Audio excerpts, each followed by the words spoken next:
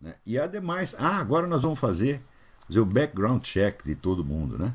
Ontem faz o background check, aquilo vira um documento público e você está explicando para todos os bandidos onde tem a arma guardada para eles lá roubar, né? É uma maravilha. Então é claro que isso é uma política, isso não é a política errada, é a política certa. Porque o objetivo deles é exatamente criar a situação como no Brasil, que é, vamos dizer, o que se chama governar pelo caos. Você mantém a sociedade num estado de intimidação e de insegurança permanente. O que permite que o governo interfira mais e mais e mais e mais e mais e mais, né? Até existe, olha aqui, tem um livrinho que chama Gouverner par le chaos, Governar pelo Caos. É um livro anônimo que foi escrito pelo pessoal do grupo Tarnac. Tarnac é uns caras que em 2008 foram acusados de fazer uma operação terrorista para paralisar a rede ferroviária da França. E foram presos.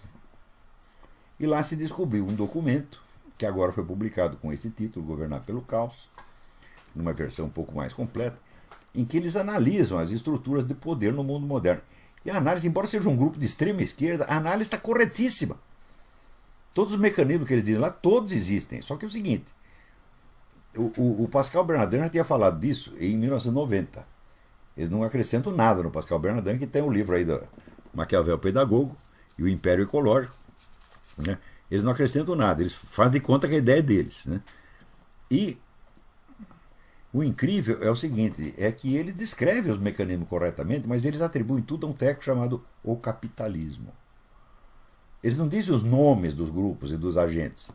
Quando você vai ver, são os grupos e agentes que estão dando todo o apoio a grupos como este. Tanto que o pessoal do Tarnac foi preso, no dia seguinte você tinha manifestações a favor dele no mundo inteiro. Quer dizer, é a rede das ONGs. Né? Isso é que trabalha para quem? Para George Soros, para Rockefeller, etc, etc, etc. Né? Mas a análise em si está certa. Eles só escondem a autoria daquilo que eles estão dizendo. Um ponto importante, que aliás eu comentei até na minha aula, é o seguinte. As pessoas me escrevem dizendo: nossos filhos estão sofrendo doutrinação nas escolas. E vocês estão muito enganados, filho. O tempo da doutrinação já acabou. Doutrinação é você inculcar na cabeça do fulano uma visão do mundo relativamente coerente, organizada, portanto reconhecível. É impossível você inculcar uma concepção do mundo sem mostrá-la em oposição a uma outra cosmovisão alternativa. Então você tem aqui, essa aqui é a doutrina certa, esta é a verdade, aquilo lá é o mal e a mentira.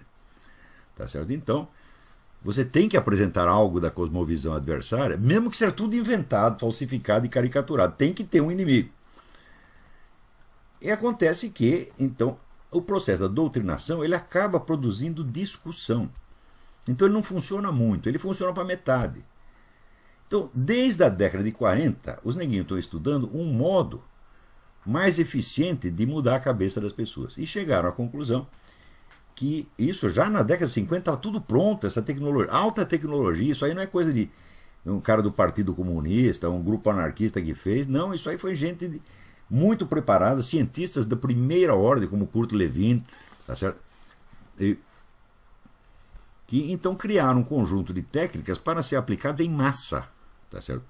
E essas técnicas, elas não visam convencer ninguém de nada, elas não passam doutrina nenhuma, não passam ideologia nenhuma. Elas atuam diretamente na conduta sem passar pelo problema das ideias e valores. Não é isso?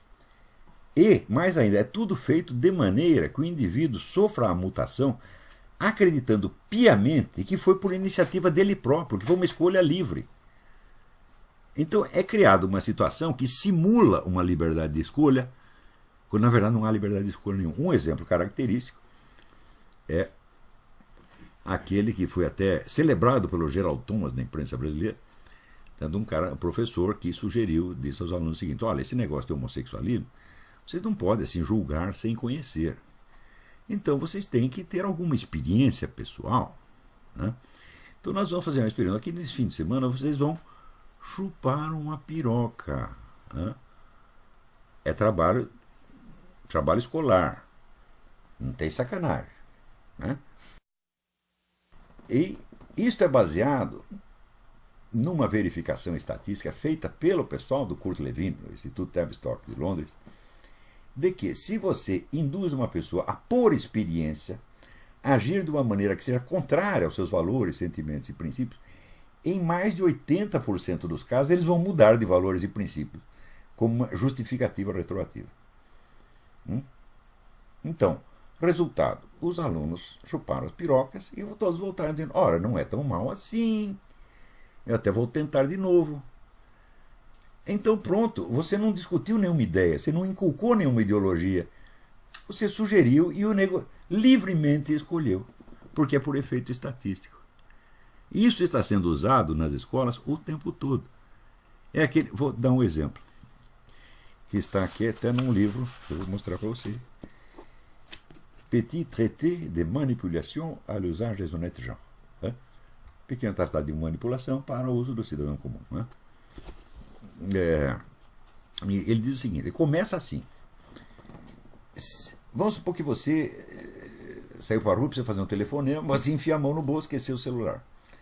Vai pegar a carteira para pegar uma moeda para usar um orelhão, esqueceu a carteira. O que você faz? Você vai precisar pedir um dinheiro. Então, ele diz, bom, você vai ter que vencer a resistência, da humilhação de você ter que pedir uma esmola na rua. E você sabe que o número de pessoas que vão ajudar é mínimo, é 10%, um em cada 10 vai dar uma moeda. Agora, tem uma outra técnica. Você para o sujeito e não pede a moeda, você pergunta que horas são. Daí ele diz. E daí você pede a moeda. O número das pessoas que dão multiplica por 4. Se antes era 1 em cada 10, agora são 4 em cada 10. Isso foi comprovado milhares de vezes. Existem milhões de técnicas deste tipo que estão sendo usadas o tempo todo nas escolas para produzir mudança de comportamento sem passar pela discussão, sem passar pelas ideias e valores, sem passar pela inteligência. E o indivíduo que fez acredita que... Por que você deu a moeda? Eu dei porque eu quis. Então, todas essas técnicas estão abundantemente descritas. Veja, eu toquei nisso e expliquei isso no meu livro Jardim das Aflições, em 1996. Passado todo esse tempo, ainda tem gente que acha que isso é teoria da conspiração. Embora a bibliografia tenha aumentado monstruosamente, ser uma bibliografia científica, não é coisa de jornalista, não, já está. Mas acontece, quanto mais livros saem, mais a coisa fica desconhecida no Brasil. Porque se você disser, existem 200 livros a respeito do cara, não quero saber. Me explica em 10 linhas. Se não dá para explicar em 10 linhas, o cara não quer saber mais. Quer dizer, quanto mais provas tem de uma coisa, menos as pessoas ficam sabendo no Brasil. Desorientado. Veja, toda esta situação, todo este movimento como gaysista, feminista, antirracismo, racista, etc., tudo isso é calculado já de início para confundir o adversário totalmente e colocá-lo na pista falsa. Por exemplo, essas explicações que eu estou dando, fala, você nunca pode aceitar o debate nos termos que os caras colocaram, nunca pode tomar posição, eles te chamam para tomar uma posição e você toma, idiota. Quando você tem que denunciar o mecanismo psicológico por trás da coisa. Existem argumentos bem simples para isso, por exemplo, sobre a questão do casamento, o direito não se refere só aos casamentos nubentes, né? O direito envolve a questão familiar, é o direito de uma criança... Sim, mas isso ainda é um argumento, e não se trata de argumentar. Argumentar significa o seguinte, tem um negro que tem uma proposta, uma tese aqui, você tem uma tese contrária, e existem regras comuns que ambos os debatedores aceitam. Aí você argumenta. No caso de ser um ardil psicológico, não se argumenta. Denuncia-se o ardil e não se entra na matéria da discussão. É a coisa mais óbvia do mundo. O cara me chama, vamos dizer, sei lá, para uma luta de boxe, onde ele tem o direito de entrar com uma ferradura dentro da luva, tá certo? E eu vou lá e tento lutar com o cara nesses termos. Fala, claro que eu vou me ferrar. Você não tem que lutar, você tem que denunciar a ferradura na luva, porra. Não entrar na discussão jurídica, moral, não entrar de jeito nenhum. Denunciar a malícia de um ardil psicológico feito que não é para abrir discussão, é para escravizar a mente das pessoas. Quer dizer, você me veio com essa proposta Essa é uma, vamos dizer, a maneira de você formular a discussão é ditatorial, foi calculada para isso, foi desenvolvida pelo psicólogo tal, e você está com treta. Isso aí é um estelionato. É isso que você tem que discutir. O projeto do novo Código Penal, nem o Salvador Dalí, no mais alucinado dos seus sonhos surrealistas, ele conseguiria imaginar um negócio tão louco, tão absurdo. Pois é, mas é o absurdo proposital. Às vezes o pessoal pensa que é ignorância, que é inépcia. Não é. Porque isso tudo vem pronto da ONU, vem pronto de esquemas globalistas. Gente muito preparada concebeu essas coisas há 50 anos atrás. E o pessoal não estuda, porra. Olha aqui, o Departamento de Justiça dos Estados Unidos está argumentando na Suprema Corte que as crianças não precisam de mães e não têm direito de ter mães. Não é uma coisa maravilhosa? Né? Com tanta gente aqui defendendo os direitos das galinhas, das lagartixas, né? De quem vai explicar para esses caras que uma criança precisa de mãe, porra? Né?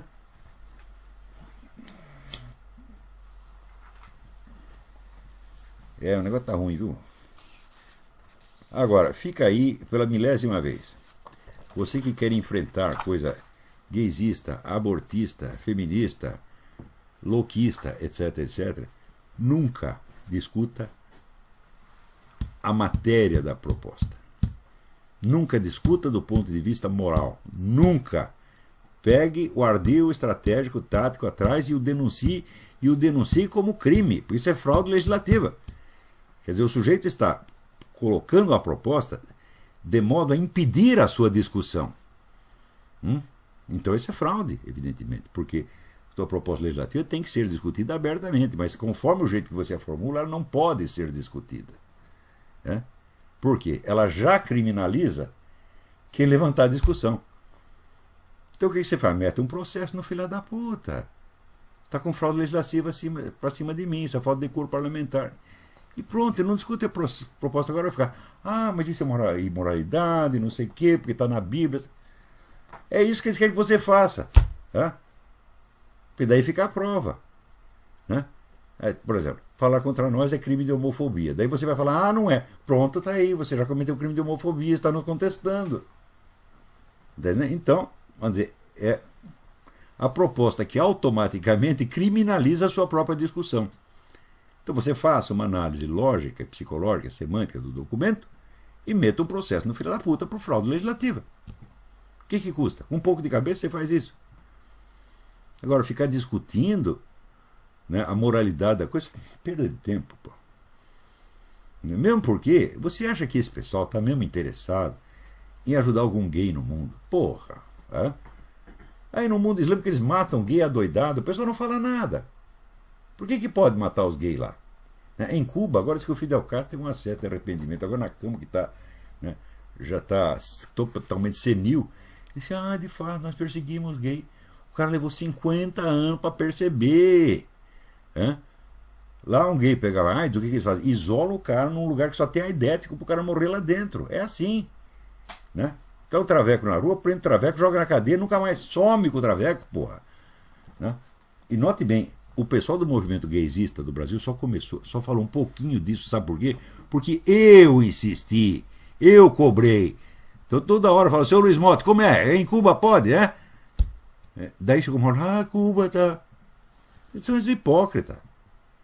Tudo isso é uma questão de poder e de dinheiro, porra. Se vai beneficiar os gays ou vai desgraçá-los, tanto faz, para o comando revolucionário. Se você estudar a história do movimento revolucionário, você vai ver que eles mudam, né? A ideia, eu sou a favor disso ou contra aquilo. Depois ele troca. Porque é um movimento dialético. Um dia convém você puxar o saco dos gays, no outro dia convém matá-los todos. E eles fazem isso mesmo, meu Deus do céu. Então você entrar na discussão, no mérito da discussão, sempre será feito de trouxa, sempre. Não se discute esse tipo de coisa. Denuncia-se o ardil psicológico, denuncia-se, vamos dizer, a malícia psicológica que visa a bloquear a discussão e destruir a democracia por dentro. Usar os processos democráticos para bloquear o funcionamento da democracia. É isso que você tem que denunciar. Agora você, e a proposta em si? Fala, eu não sei. Não sei da proposta em si, sei que do jeito que você botou aí, isso é sacanagem. E nós vamos fazer o possível para caçar o seu mandato.